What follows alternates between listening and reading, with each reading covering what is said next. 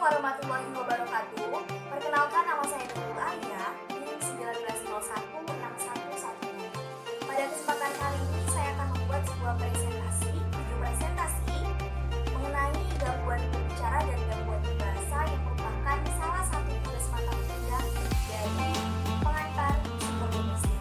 Jadi, selamat menyaksikan. Bahasa merupakan sarana dalam berkomunikasi. Nah, di sini setiap orang tua itu pasti sangat berantusias untuk mengikuti, menunggu perkembangan si buah hatinya, khususnya dalam perkembangan si buah hati ini berbicara. Dan tidak jarang pula orang tua itu akan menganggap bahwa anaknya tidak normal, atau menganggap bahwa anaknya itu bodoh ketika dia tidak normal dalam berbicara, atau memiliki gangguan dalam berbicara. Tentu hal ini sangat mengkhawatirkan bagi orang tua. Gangguan berbicara dan gangguan berbahasa memang terlihat sama, tetapi di dalam dunia medis, kedua ini sangat berbeda. Nah, di sini pertama kita akan membahas mengenai gangguan berbicara, dan setelah itu kita akan membahas mengenai gangguan berbahasa. Pertama adalah gangguan berbicara.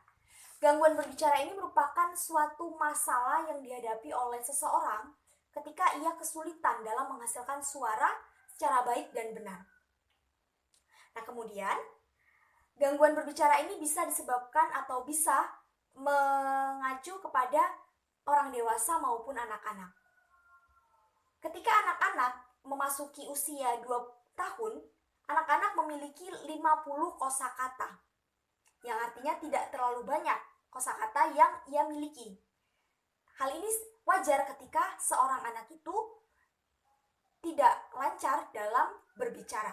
Misalnya kalau pada anak-anak itu lebih kepada artikulasi, pengucapan yang kurang tepat. Seperti mobil, anak-anak tidak bisa menyebutkan mobil secara sempurna, tetapi dengan terbata-bata, misalnya bil, mobil, dan lain sebagainya. Dan kata lain seperti coklat, itu tidak bisa menyebutkan coklat dengan sempurna, tapi coklat, kat, at, dan lain sebagainya. Jadi, orang tua jangan khawatir bila anak tidak normal dalam menyampaikan atau menghasilkan suara.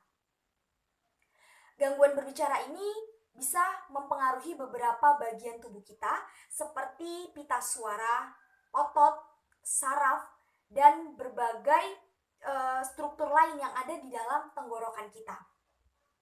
Penyebab dari gangguan berbicara ini adalah penyebabnya ada genetik, kemudian kerusakan pita suara, kelemahan otak, kemudian kelemahan kerusakan saraf otak, dan juga bisa disebabkan karena pasca kecelakaan yang menyebabkan otak kita ini menjadi rusak. Selanjutnya adalah gejala dari gangguan berbicara. Gejala dari gangguan berbicara ini yang pertama, bahwa pengucapannya secara berulang-ulang yang biasanya terjadi pada orang yang gagap. Seperti apa. Nah, itu akan terjadi pengulangan jika orang gagap. Dan yang kedua, terdapat penambahan suara dan kata-kata yang berlebih. Yang ketiga, itu sering sekali orang yang memiliki gangguan berbicara ini menggunakan gerak sentuh. Dan biasanya itu mereka menyentuh kepala. Misalnya, apa tadi ya, seperti itu. Dan juga orang yang mengalami gangguan berbicara memiliki gejala seperti sering mengedipkan mata ketika dia berbicara. Dan orang yang memiliki gangguan berbicara juga sering frustasi ketika ia berkomunikasi. Nah, untuk mengobati gangguan berbicara ini tergantung kepada penyebab dan juga gangguannya atau masalah yang dihadapi oleh si penderita. Namun kalau misal belum terlalu parah gangguan itu, maka solusinya adalah memaksimalkan keterampilan berbicaranya. Tetapi jika parah, itu harus segera dibawa ke tempat terapi bicara. Nah, itu tadi mengenai gangguan berbicara. Jadi untuk orang tua jangan khawatir bila anaknya belum normal dalam mengucapkan suatu ujaran atau belum normal ketika dia berbicara, karena hal ini wajar. Setiap anak memiliki kapasitas yang berbeda-beda untuk berbicara ini. Nah, yang kedua yaitu gangguan berbahasa. Kalau gangguan berbahasa ini, dia gangguan yang umumnya terdiri dari gangguan reseptif dan gangguan ekspresif. Kalau gangguan reseptif ini dia lebih kepada dia tidak mengerti apa yang didengar. Reseptif, tidak bisa memahaminya.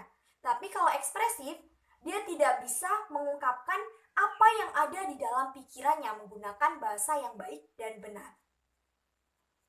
Jadi, seseorang ini akan kelihatan memahami apa yang dia ketahui, tidak tahu gitu.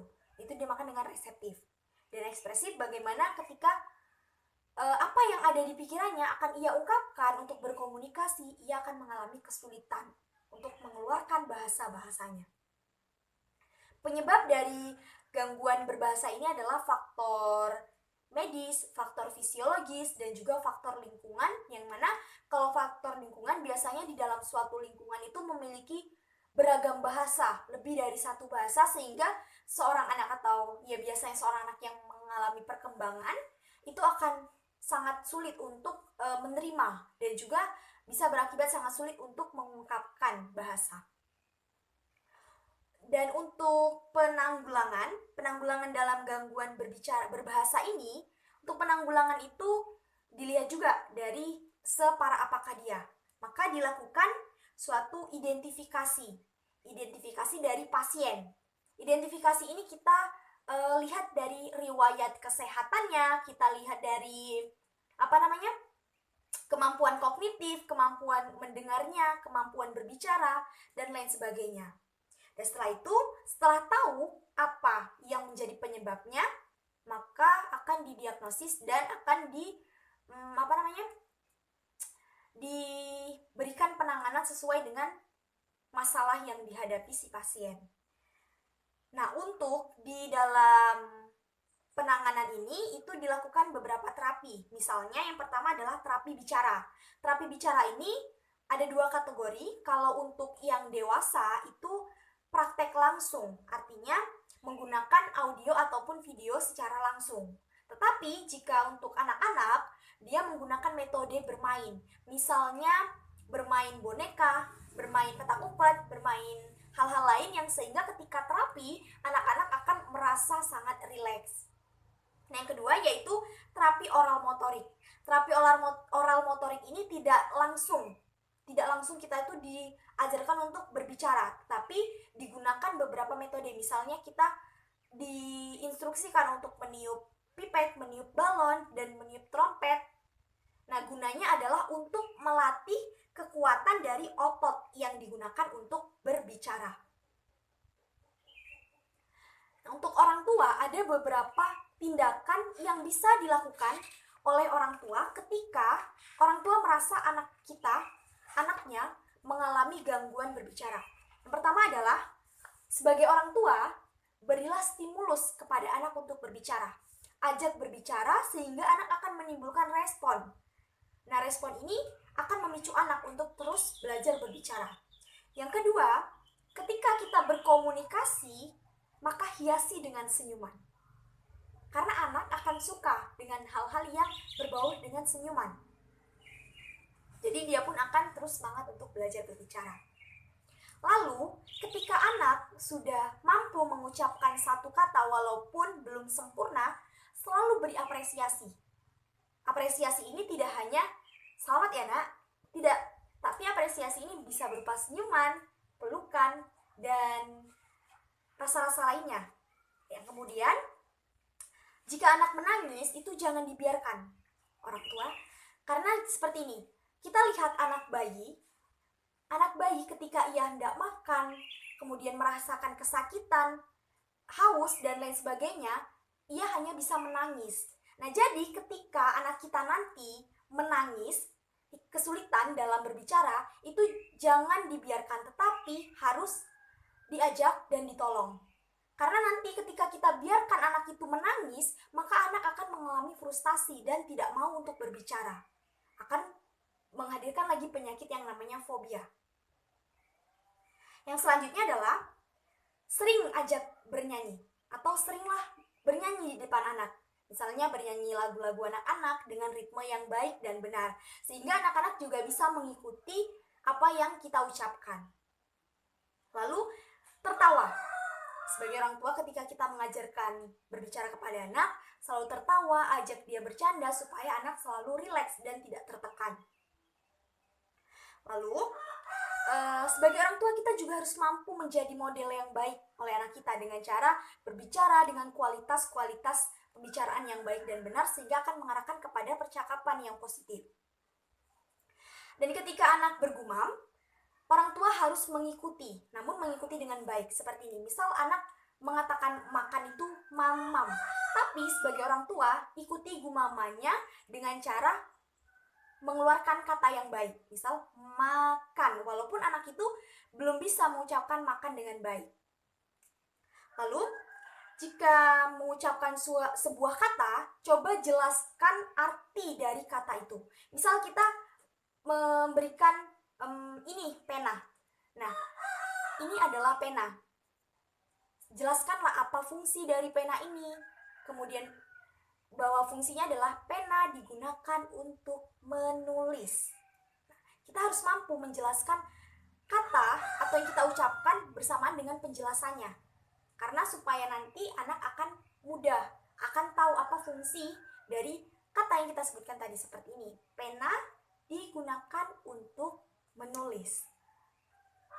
Terus setelah itu, kalau perlu, kata-kata tadi juga ditunjukkan dengan gambar ya. Misal ini adalah lukisan. Lukisan ini bla bla bla bla bla. Seperti itu.